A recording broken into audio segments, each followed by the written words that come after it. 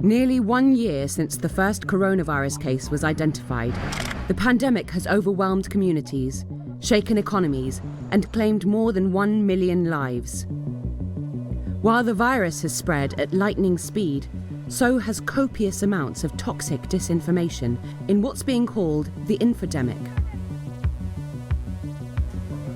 Distorted facts about public policy and insightful messages targeting minority groups are just some of the examples that have had devastating consequences. Conspiracy theories in India falsely claimed that Muslims in the country were super spreaders of COVID-19.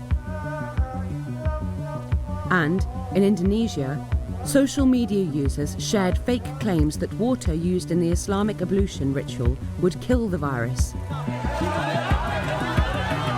Accurate and reliable information has never been more important. But governments around the world are clamping down on the independent media and the voices crucial in the fight to uphold democracy and free speech. In Iran, the government has imposed sweeping restrictions on coronavirus coverage. Egypt has pressured journalists to downplay the number of infections. And in Honduras, the government suspended the clause of the Constitution that bans censorship and protects the right to free expression. The 2020 Freedom on the Net report by Freedom House found the coronavirus pandemic had accelerated a dramatic decline in global internet freedom. But perhaps what is as dangerous as the crackdown, if not more, is the narrative pushed by governments that a restriction of free speech is an effective way to win the infodemic battle, as well as the pandemic itself. In China, the government is now using its state media and global propaganda network to try to rewrite history. Despite the fact the country's suppression of information on the initial outbreak delayed the global response to the contagion. More worrying is that long after the pandemic is over, this could be part of the new normal. Human rights experts say the infodemic should not be tackled by laws that stifle expression and infringe on the privacy of individuals. Instead, it should strengthen digital media literacy campaigns and support independent media to fill the information arena with credible and reliable data. But does the onus fall on independent media alone? Or does the answer lie in collective, multi-stakeholder action? While the coronavirus has claimed many lives, it cannot claim free speech and be the death of the voices that are fighting for our democracy.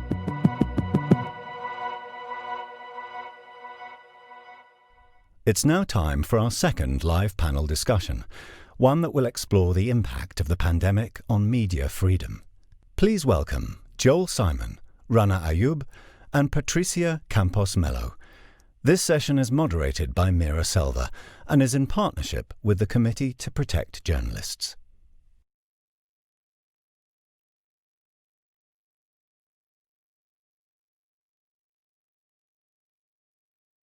Good afternoon. Thank you so much for joining us today. I'm Meera Selva, Director of the Journalist Fellowship Programme at the Reuters Institute for the Study of Journalism, one of the many things supported by the Thomson Reuters Foundation, and I'm truly honoured to be chairing this panel today. We wanted to look at press freedom and what this extraordinary year has meant for independent journalism and crucially for independent journalists. COVID-19 has, to be frank, changed everything. It scared the living daylights out of all of us and has really made us assess what we need and crucially what we need to know. As Ayyub Shifrin and Antonio Zuppolo have just said, the pandemic has weakened journalism in so many ways. It made it financially weaker, it's shut journalists away from their sources, and generated some of the most jaw-dropping and dangerous misinformation out there. It's handed huge powers to the state, and those that are minded to attack journalists have done so again with emergency legislation and by using online press conferences as a way to avoid hard questions. And yet, as we found out, journalism is clearly more important than ever. Accurate, timely information is saving lives everywhere, and journalists have done an amazing job of both delivering this information to their audiences, but also questioning the advice and the political decision-making behind it. What is absolutely vital now is that we have to make sure this balance is not tipped the wrong way. We've done research at the Reuters Institute on news usage during the pandemic, and what we found was a huge spike in media interest in March and April when people really wanted to know what the pandemic was, what lockdown meant, but then a significant falling away of both attention and trust, to the point now where in the UK, at least, 1 in 3 people say the media has made the COVID-19 crisis worse. And what you also see in line with this is a kind of rise in news avoidance. So more and more people saying they do not want to engage with the news at all, even while they accept that COVID-19 is still an important topic. I have the 3 people with me today whose work reflects all this, all the opportunities this year presents for journalism and the threats it faces. If I introduce my panelists, we have Patricia Campos Mello from Brazil's Folha de S.Paulo. She's one of the best investigative journalists in the country, and she has published investigations on the alleged financial trickery behind her Bolsonaro's social media campaigns. And also Rana Ayyub, an Indian journalist and author of the Gujarat Files, Autonomy of a Cover-Up, and a columnist at the Washington Post. Both these women have paid and continue to pay an incredibly heavy price for their journalism, and for the fact, being frank, that they reported directly on authoritarian leaders in the country in which they live. They have been threatened and are still threatened online and in person, accused of lying and treachery, and have in different ways become the new face of heroic journalism. And the third person on our panel is Joel Simon, Executive Director of the Committee to Protect Journalists, an outfit I and many others are incredibly relieved exists. It keeps watch, documents, and analyzes threats to journalism and holds power to account over it. Let's turn first to Patricia. As I said, Patricia is one of Brazil's leading investigative journalists and has always been unafraid to go where the story is. And this right now is where the story is, the new front line of journalism. If you can call up her image, please. Hi, Patricia, really nice to meet you. I asked each of the panelists to send over one image that they felt represented their work and the biggest threats to journalism. And this is the image that Patricia sent over. Journalism now happens here in one of the most personal and private spaces all of us really encounter, a hospital bed. This is where the story is. This is where the politics is. This is where our salvation or our damnation will ultimately lie. And in Brazil, like in the United States and many other countries, much of the most dangerous misinformation out here has come not via trolls on Facebook or Twitter, but from the president. Over 5 million people are dead in Brazil, but the president rails against face masks, social distancing, and lockdowns. If you go back to Patricia, thank you. Could you talk us a little bit through, please, your reporting of COVID-19 in this climate and how this compares to your work before the pandemic, if you can remember such a thing? Well, first of all, thank you so much for the invitation. It's a huge honor to participate in the Trust Conference and to share the panel with you, Meera, and Joe and Rana, who have been doing so much defending freedom of the press around the world. Right now in Brazil, we are fighting on 2 different front lines. We're covering COVID-19, the fight against COVID-19 epidemic in ICUs in public hospitals, in shelters for the homeless, and also in poor communities where people are struggling because of the economic consequences. And at the same time, we're being targeted more than ever by the government with attacks. One of the challenges, we have the difficult task of obtaining essential information from a government that denies the seriousness of COVID-19 and actively undermines prevention measures. Brazil has the 2nd highest COVID-19 death toll in the world, but the government wants to prevent accurate information from reaching the population. Lack of transparency is the new norm. The administration denied a record number of freedom of information requests.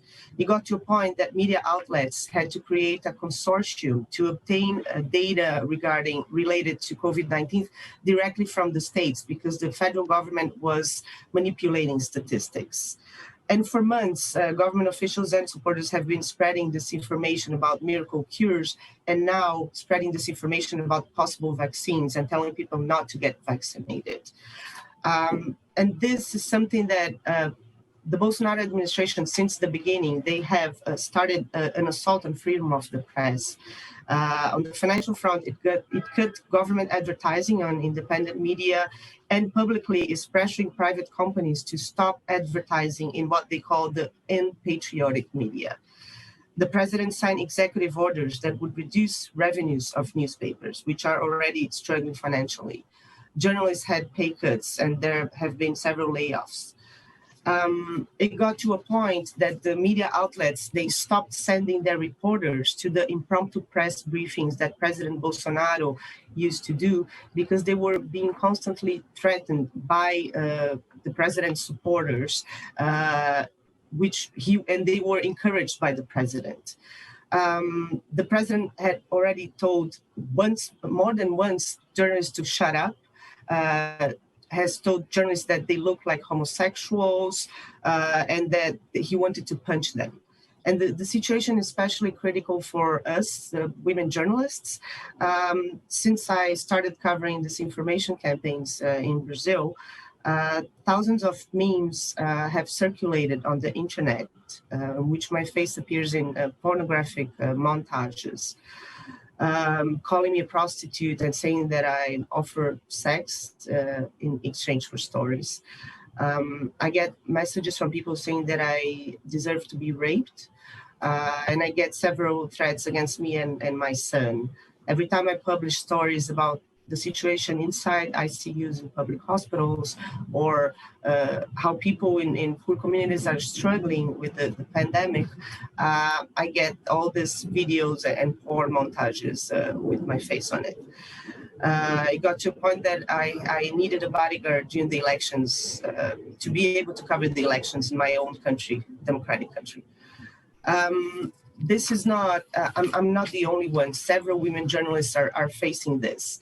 And the smear campaigns, they become overwhelming because they are spread and stimulated by President Bolsonaro and his sons and other legislators. So right now, the work of journalists in Brazil is essential because the government is actively trying to undermine the trust of the press and to hide information because they want to say that the situation is not as bad as it is. And at the same time, we journalists who are on the front line trying to cover this and bring accurate information are being targeted, and there's a high cost to our personal lives. So I really thank you for all the work you're doing, trying to make sure we can still work. Thank you. Thank you very much. Thank you, Patricia. And I'm so sorry about the attacks you've come under. I'm going to come back to you because I have a lot of points I want to raise from your fascinating presentation, but let me switch now to Joel Simon, who has been documenting much of the kind of threats that you describe and others as well. And Joel, if I can turn to you, please, to give us an overview of where you see the biggest dangers to journalism this year.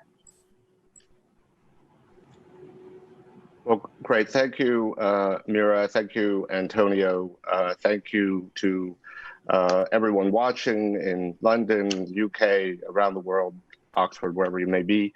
I think there's a slide, Meera, that I wanted to put up, if you don't mind, that I'm going to reference.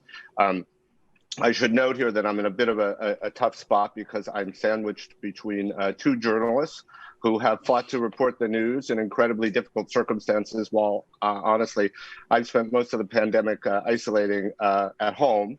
But I hope that I can provide some context and both global and historical that puts the experiences that Patricia has described and Rana will describe into context. First of all, for those of you who don't know the Committee to Protect Journalists, I should explain very briefly what we do. Quite simply, we're an organization of journalists that fights for press freedom and defends the rights of our colleagues everywhere in the world. And we do this by documenting individual attacks and ensuring they are brought to light, and where possible that the perpetrators are held to account. I began my career as a journalist in Latin America, and I've now spent 20 years as a press freedom defender and advocate, and I've never seen anything like what I call the COVID crackdown. Now, the image that you're seeing here is compiled from CPJ research. It shows the range of attacks on press freedom around the world linked to the COVID-19 pandemic. And let me highlight what it shows and what it doesn't show. And let me also apologize for the blurriness. If you go to the CPJ website, you can see this as an interactive graphic, so it didn't really produce that well, but it makes some points that I want to highlight here. One way to think about the COVID crackdown is that it really has come in three waves. The first wave obviously began in China in December and into January before the outbreak in Wuhan really became public. And the Chinese government, as we heard, and I think everyone's aware, sought to suppress information about this new novel coronavirus, and they used a variety of means. They used direct pressure, they used censorship, they used social media blocking. And then for a brief period, as the virus first emerged and began ravaging the city, their system of information control broke down. And some analysts actually saw this as a rupture. But the Chinese government, as soon as they instituted the lockdown in Wuhan, that eventually brought the virus under control, they were also able to reassert control over the information space. And they arrested a number of prominent bloggers who had documented the spread of the disease through Wuhan. They were arrested, they were forcibly quarantined. And by March, China had actually moved from censorship to propaganda, as we heard in that video, using its global media network to celebrate its successful response, highlight the heroic sacrifices of the citizens of Wuhan, spread malicious rumors, for example, that the virus was created by the US military, showcase the failure of the democratic world in their efforts to contain the disease. Meanwhile, the role of censorship in allowing the virus to take root in Wuhan, that was written out of the story. The second wave of the COVID crackdown, authoritarian governments around the world embraced the Chinese government's message that fighting the virus required the full deployment of state power, including management of the information space. We saw journalists arrested in places like Iran and Turkey. We saw new fake news laws in countries like the Philippines and Russia, intended, of course, to suppress rumors and misinformation. And we know that that was just a pretext. We saw increased surveillance and monitoring, frankly, just about everything. And the third wave, let me mention the third wave. This began concurrently with the second wave, and it's ongoing. And this hit in many of the world's leading democracies. I would say it's characterized by denial and dysfunction. Denial in the sense that many populist leaders in democratic countries simply deny the threat of the virus, and dysfunction in the sense that the institutions in those countries are too weak to fight the outbreak effectively. The US, Brazil, India, they're emblematic of the third wave. And the leaders of all three countries are at war with the experts, including those in the media who challenge their version of events. When you are a Modi or a Bolsonaro or a Trump, an elected autocrat, you don't generally seek to shut down the press or put journalists in jail, although you may threaten to do so. Your preference is to destroy a journalist's credibility and undermine public trust in their reporting. You also know that any criticism from you will unleash an army of trolls and campaigns of sustained harassment that often include highly sexualized language. These will be followed by threats. There will be misinformation, smears, denunciations by media outlets loyal to the governments.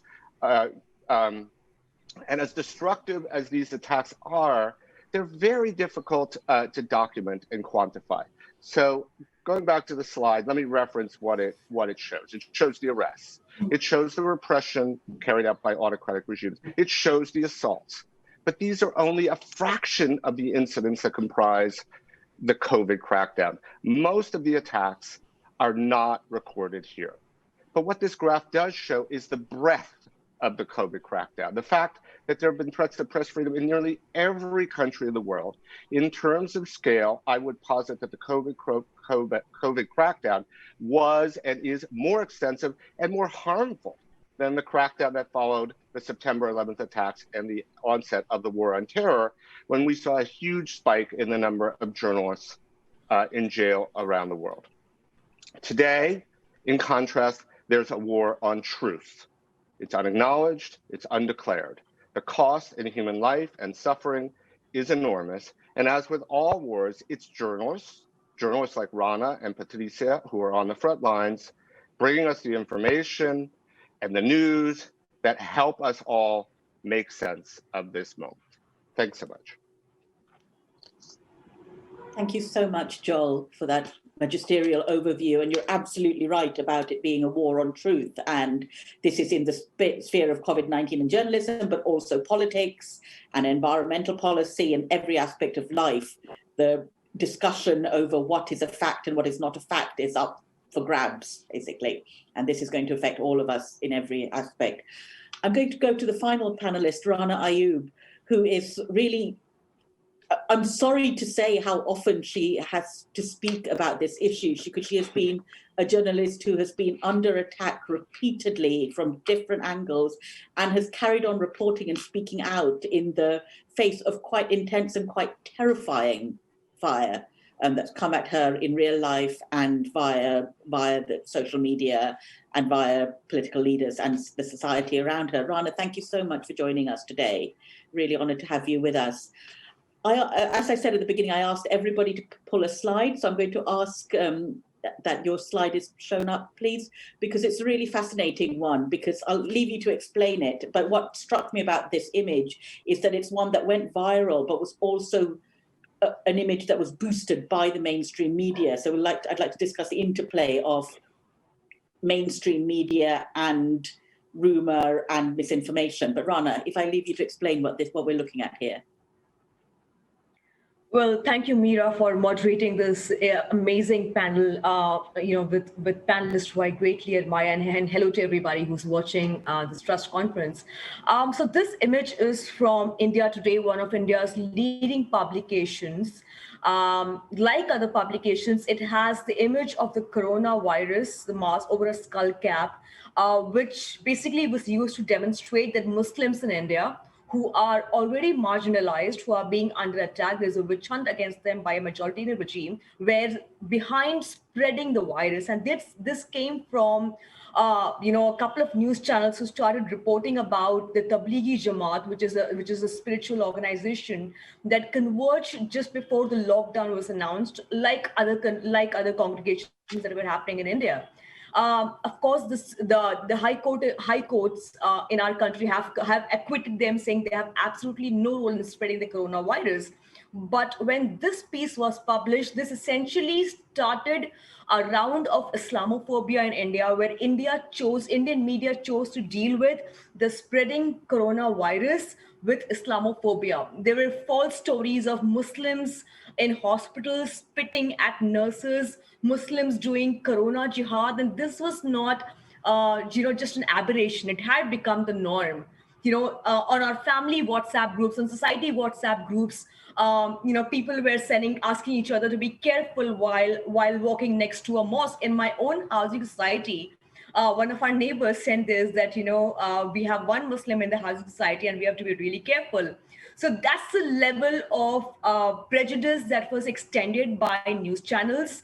So this is a very, very stark example on disinformation and how the pandemic was used to kind of extend this hatred towards minorities. And this came right after, in February, there was an anti-Muslim carnage in the national capital where hundreds of Muslims lost their lives amongst Hindus.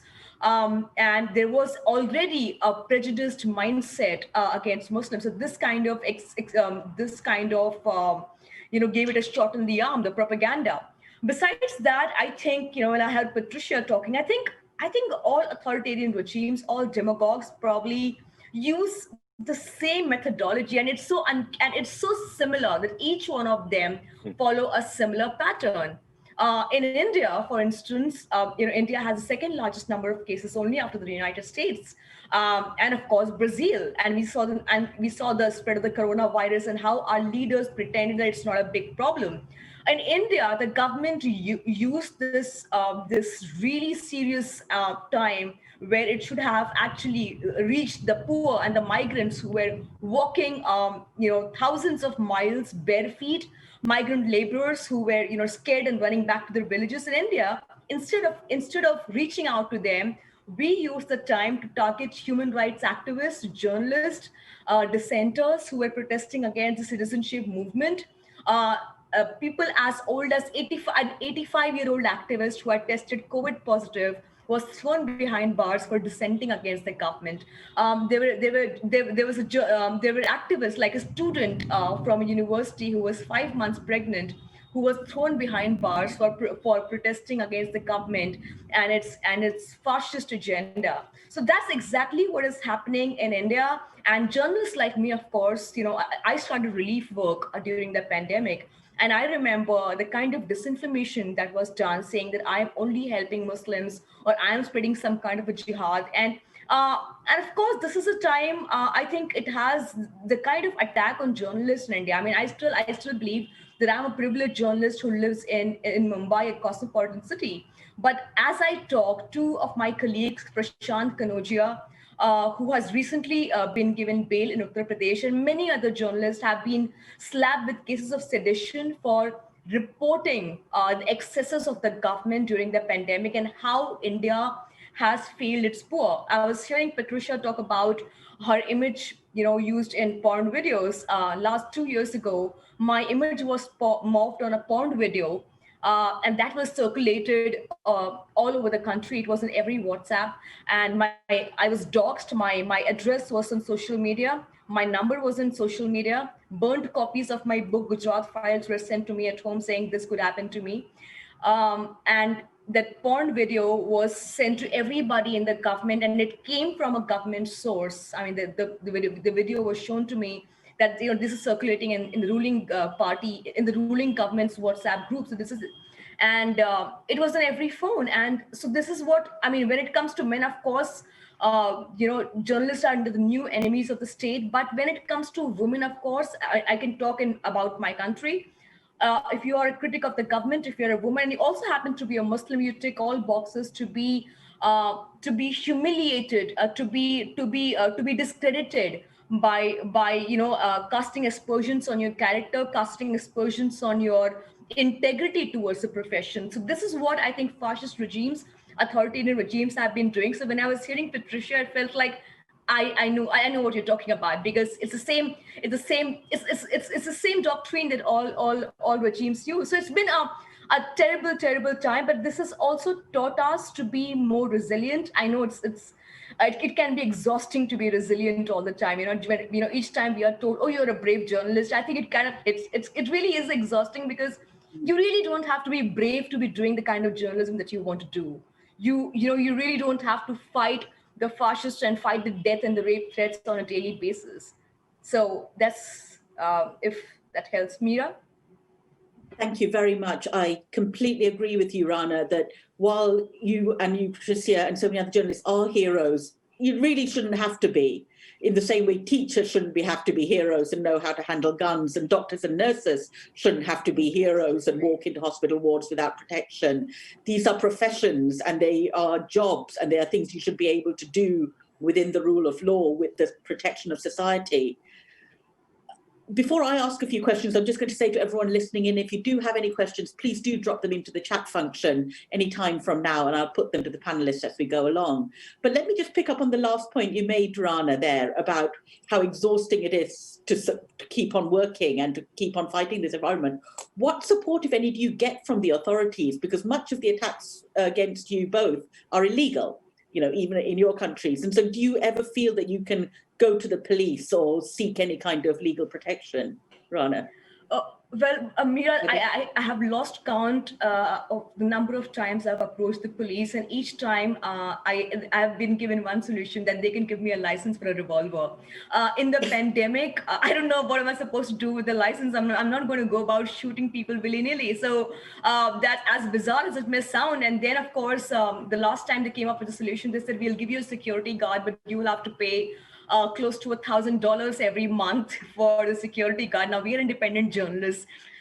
We really do not need to shell out that money to kind of keep a security guard for something that is a professional work that we are doing. So just during this pandemic, when I spoke about Kashmir, I spoke about human rights abuse in Kashmir, there was an onslaught of attack against me, and I put it all on social media, and everybody said you should go to the police because there are explicit death threats. My colleague Gauri Lankesh was killed 3 years ago. And I remember a day before her, when she was murdered by right-wing nationalists, she and I were on a phone call, and she said, Rana, I really worry for you, but you know what? These are just nincompoops. They can't do anything. These are paper tigers. So don't get worried and don't get worked up about these people. And the next day she was shot dead. So she was clearly more at threat, or perhaps, we kind of underplay how online threats can be dangerous, because there's a very thin line when online can go offline, and we do not realize the dangers of online threats. So when I went to the police station sometime in July this year, so the cop said, okay, tell us. So he looked at it and said, okay. So I said, it's a death threats, and they're threatening to get into my house and rape me and my niece. He said, okay, but it's online, ma'am. And I said, yeah, it's a problem. They're threatening to rape me, and these are living, breathing people. These are not bots. It's been 4 months. I keep reminding them. The people who issued these threats to me are still online. They keep issuing threats to me. 2 years ago, when the pornography video was made with my image mobbed on it, the people who shared that video, including the Facebook page of a leading politician, I filed complaints against each one of them. I gave them links. I stood in front of the magistrate narrating my ordeal, which, mind you, it's not easy. It's triggering each time we narrate our ordeal.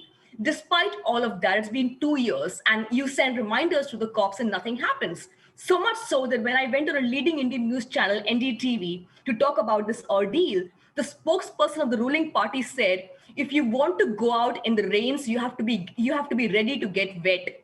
That's the response, and that's so brazen that you say that on a leading news channel. And the people who give us threats, and the people who use language like India's former defense minister famously called journalists as prostitutes. So when you have that kind of, when the Prime Minister of India follows these bigots, follows these people who threaten women journalists and with death and rape threats, and he follows them, they are emboldened and they believe that, they can do this with impunity. So honestly, we have organizations like the CPJ, the IWMF, who have raised our voice, the United Nations, which has, asked UN special rapporteurs to protect us. But beyond that, it is up to the Indian government. At the end of the day, I live in India and I have to be protected here.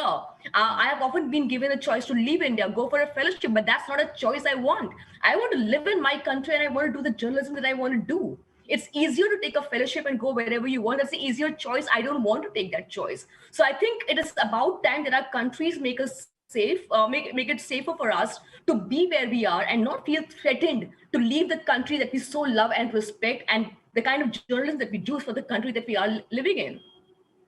That's absolutely right. And also this year in particular, the option of traveling elsewhere is just not available.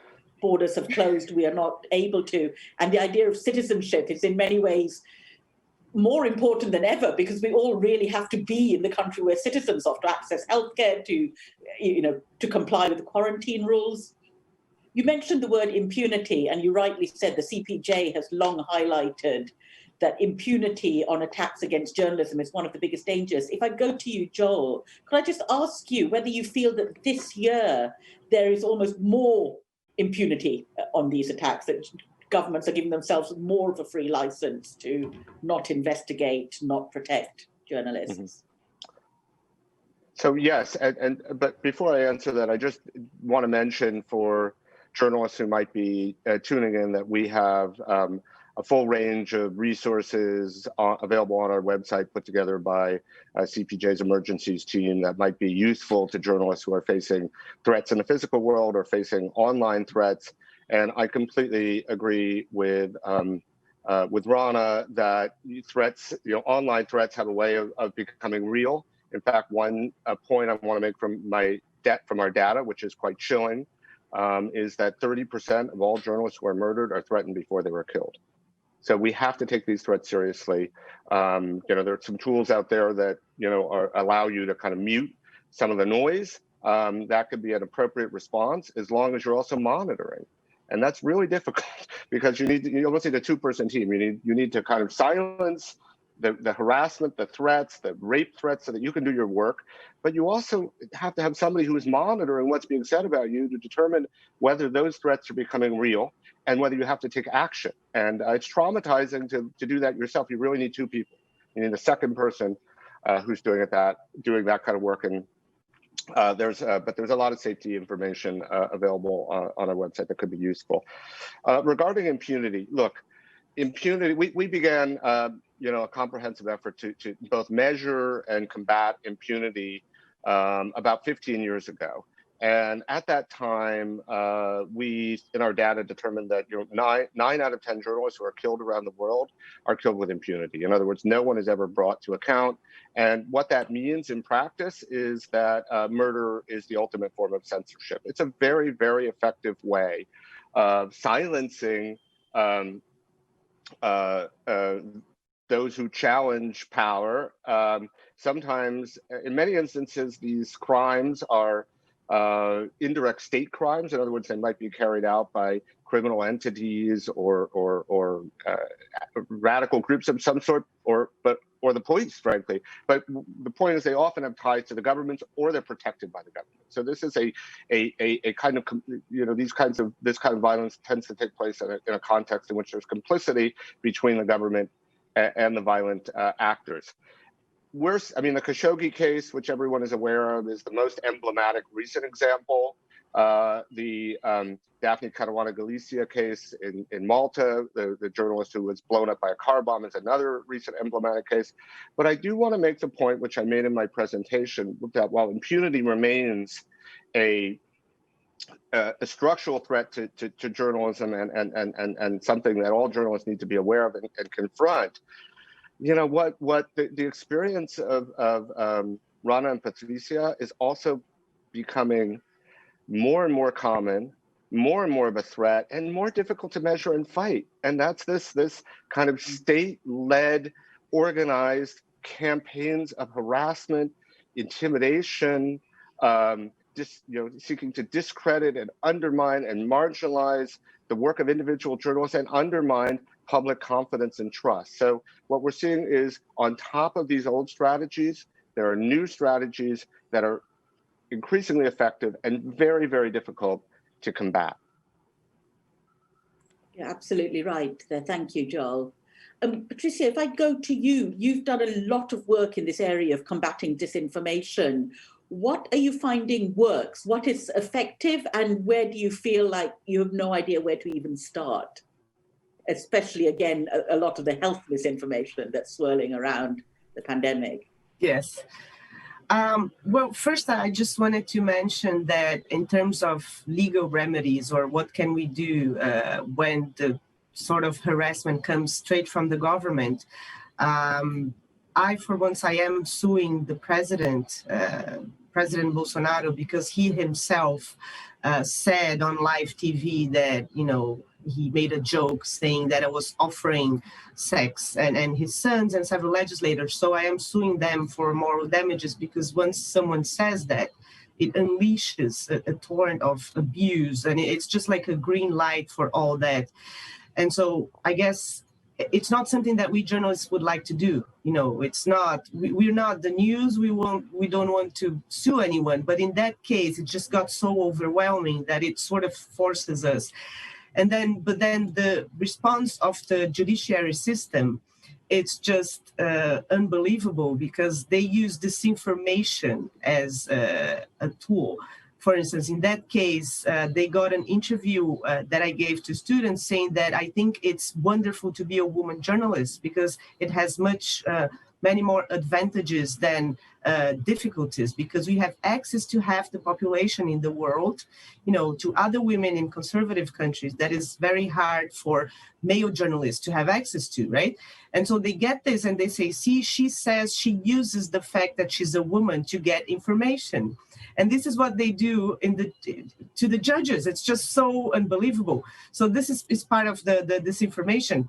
And in terms of what to do to combat disinformation, of course, fact-checking is essential. But what do you do when the main spreader of fake news or disinformation is the president or are the main politicians? How do you moderate content of these people, right? I mean, are you going to do as Twitter and Facebook are doing and labeling or diminishing the reach of everything they say? In Brazil, they have started to do this with Bolsonaro, because he has been saying stuff that actually, endangers people's health. But still, we are doing our job. We've been doing several stories about mass messaging, and there's new legislation against this. But if you have the president of the nation saying those things and telling people you should not get vaccinated because the Chinese vaccine is not trustworthy, and those kinds of things, it's really hard.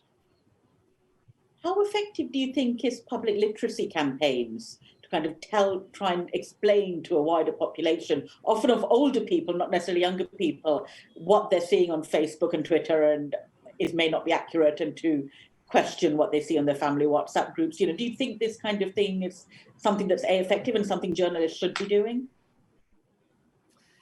I think there's two things. We haven't found out how to make correct information go viral. Usually you have two separate bubbles of information, right? The people who believe this stuff is not the people who actually read fact-checking or are they actually are accepting of corrected information. So until now, we are facing this difficulty. How do you get these campaigns to reach the people? For example, the piece of disinformation most widely circulated in Brazil this year were videos that people were burying coffins with stones instead of people who died from COVID-19, because they were just staging and the disease was not so serious.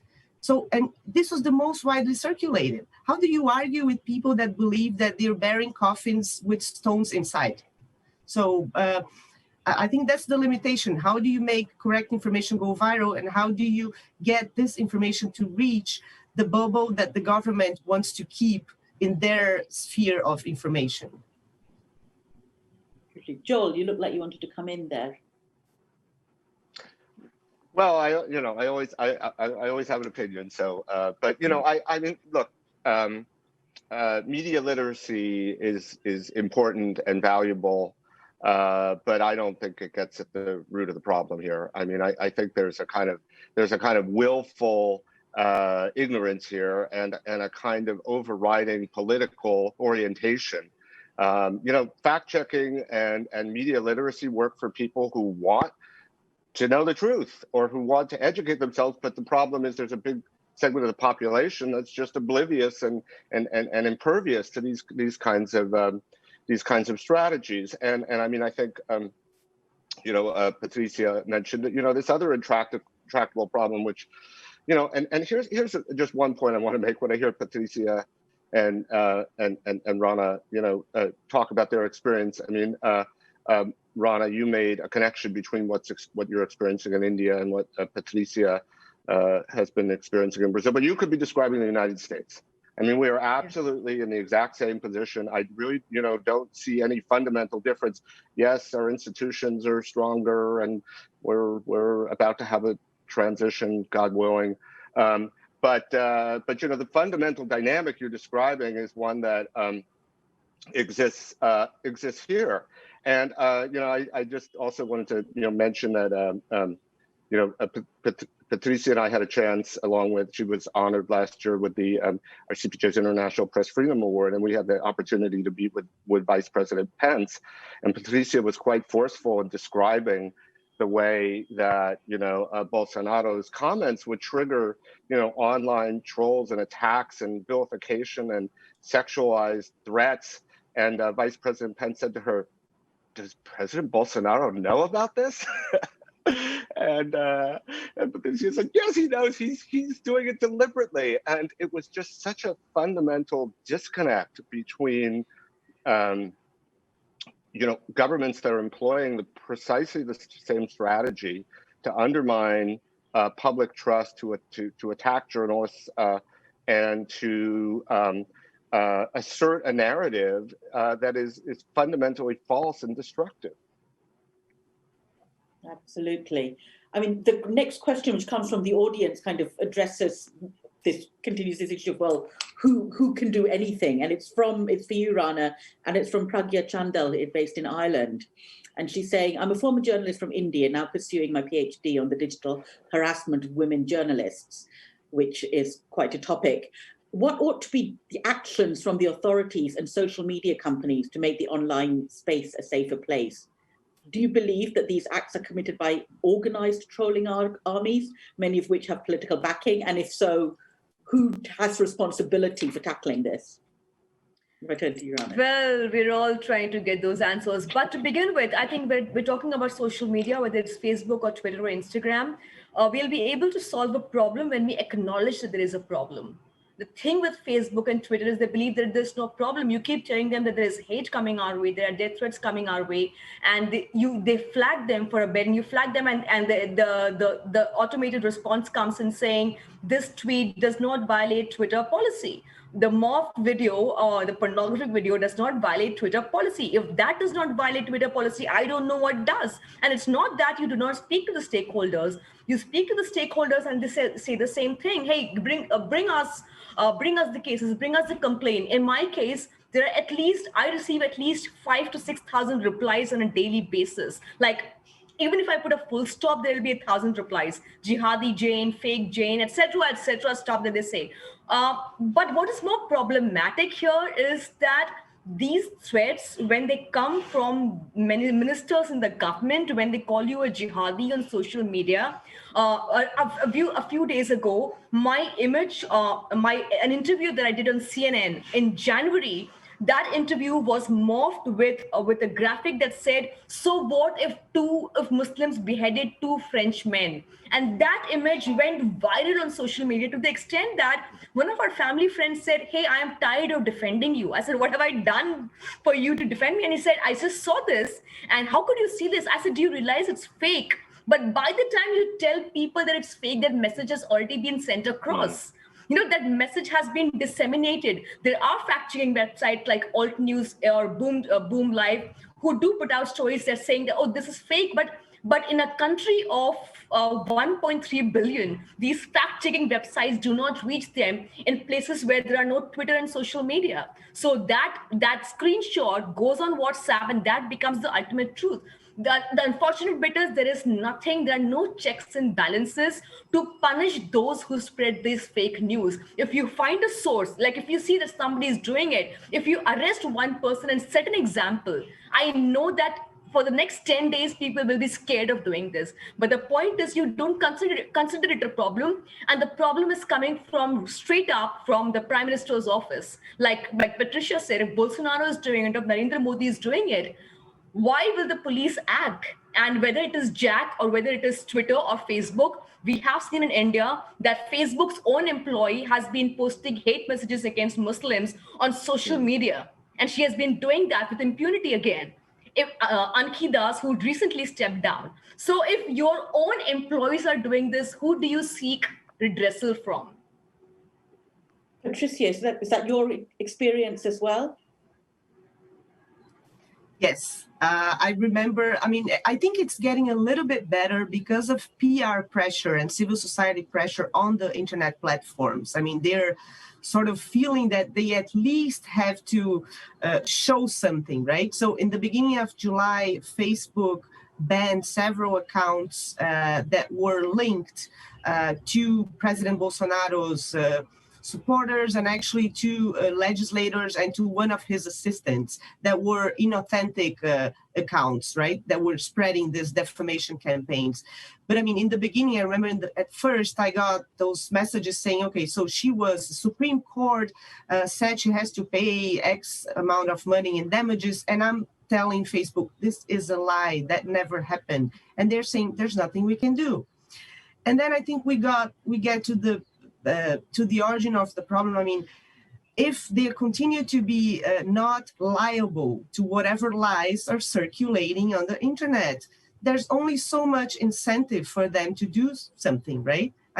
As long as you keep, be in the US or in Brazil, this virtual immunity from any kind of prosecution, they might say, okay, so you feel offended, but that's not, we defend freedom of speech. And I'm thinking, sometimes they say, oh, this is just a joke. I remember just a joke. It's like an animal and my face and like some sexual stuff. And I'm thinking, can you imagine this joke with your daughter's face on it or your mom's face or your sister? It's not a joke, right? And it's not freedom of expression.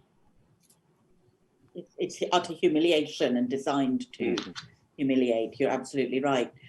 A question from James Paik, which relates to this, which is, given what you've both said, how can digital media and social media companies protect journalists then? Do you think anything like encryption or privacy laws would work? I'll open that out. I mean, I'd be happy to jump in and say, I think the way people talk about this is there's no magic bullet. There is no single thing. It's a little bit of everything. I recently wrote about this. I mean, I think Patricia is right in that the social media companies are feeling greater pressure, and they're taking some steps, at least in the United States, where the pressure is most direct because they're afraid of regulatory interventions from in the Congress here, so they have to take action.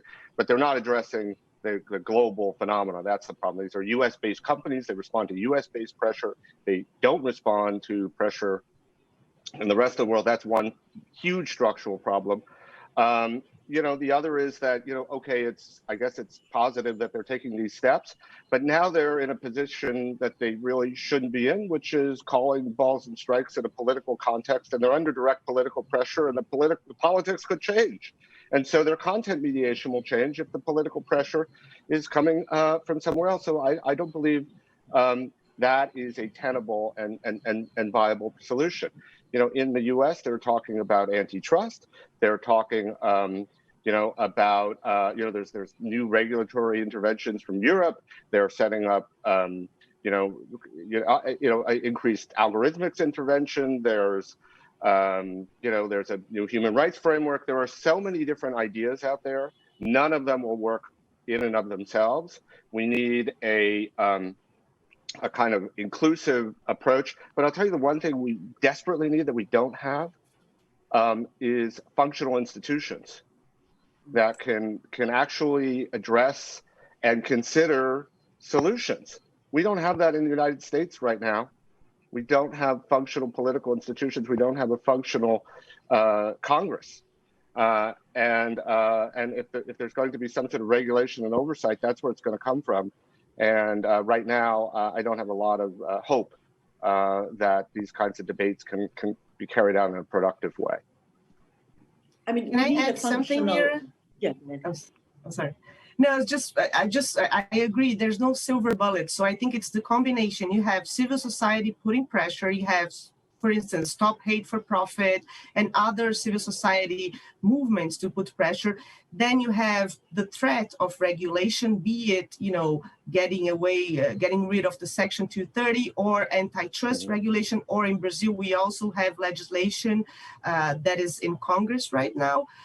But I think one thing that could be done without risking to, in any way violate freedom of speech is to track and hold accountable people who are sponsoring this, because there's money in this. There's professional organization. You're not going to criminalize regular people who believe in fake news and disinformation and spread it, but they're not guilty of this, right? But you have to criminalize government or businessmen who are financing these disinformation campaigns, because many times it costs money. Someone is paying for this. So if you track who are these people sponsoring this? This could serve as a disincentive, I think.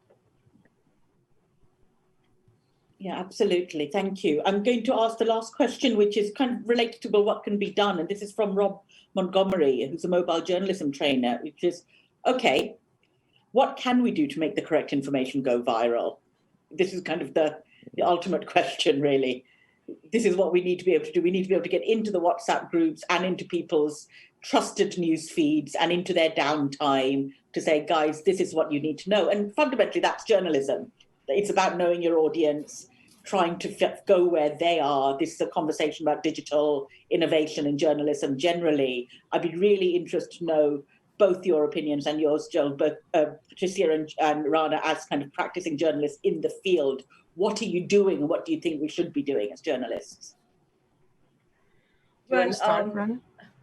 I think as journalists, I don't think we should be perturbed by the kind of fake news that is coming our way, by the kind of disinformation coming our way. Our truth is important and our truth is unpopular, which is why they're attacking us. and they're attacking us so that they intimidate us into silence. The more we speak, the more they will be rattled. I think, as they say, this so often used phrase that we use, that speak truth to power. I think journalists should keep speaking truth to power, speak the truth as many times, repeat yourself if the need be, but truth needs to be repeated in the times that we are living in. Like a journalist friend of mine recently said, there needs to be a backlash against the backlash. That's what we need to do. We need to amplify our voices. We need to amplify the voices of unsung journalists who are doing some really incredible journalism, who do not have a voice. We need to amplify good journalism. We need to write and speak the unpopular stories. So I think Patricia could perhaps add to what I'm speaking. Yes, I totally agree with Rana. And I think it's a challenge how to make correct information go viral. Well, for the one hand, because usually this information is so much more exciting, right? Because people get outraged, or it's really like, oh, it totally endorses my views, as opposed to correct information is just bland or moderate. So people have been thinking maybe we need new formats like audios, fact checking and audios or videos, but that's not going to solve the problem if the algorithms are still, giving more impulse to these kinds of information that generate engagement, right? So I guess it has to be a combination of things.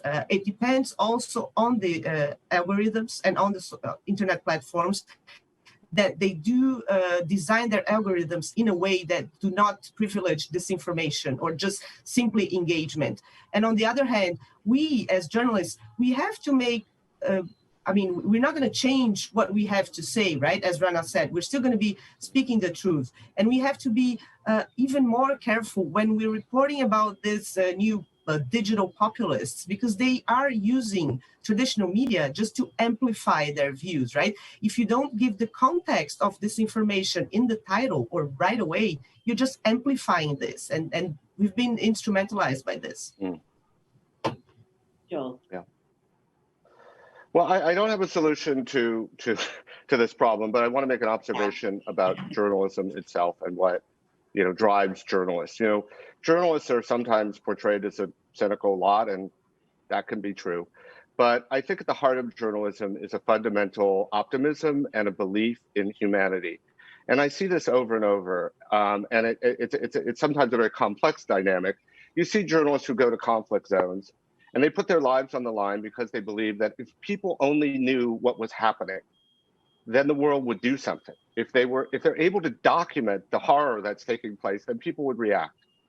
But the sad truth is, most of the time they don't. Sometimes they do, but most of the time they don't. And some journalists can't handle that, and it demoralizes them and depresses them. But the best sort of dust themselves off and go back and keep reporting and keep telling the world what is true, because they believe that even if you fail, you have to keep doing it. And I think that's the only thing we can do. I don't have some magic solution, but journalists have to be guided by a fundamental faith in humanity, and a belief that if people knew what was true, they would do the right thing, even if they often don't, and go out there every day and do the best job they possibly can. I think that's what we have to take away from this moment. I think that's the perfect note in which to say, absolutely.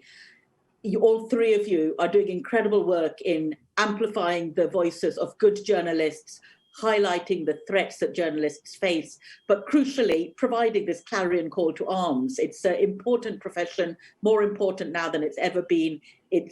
If we ever wondered why we're doing it, the answers are right there in front of us in the United States, in Brazil, in India, in the United Kingdom, everywhere. There is no doubt at all that what we do is important. So thank you all for your time and for joining us here today. And for everyone else as well who joined in, thank you so much for joining and for the questions. And do carry on the conversation on Twitter with the hashtag TC2020. Thank you very much, all of you.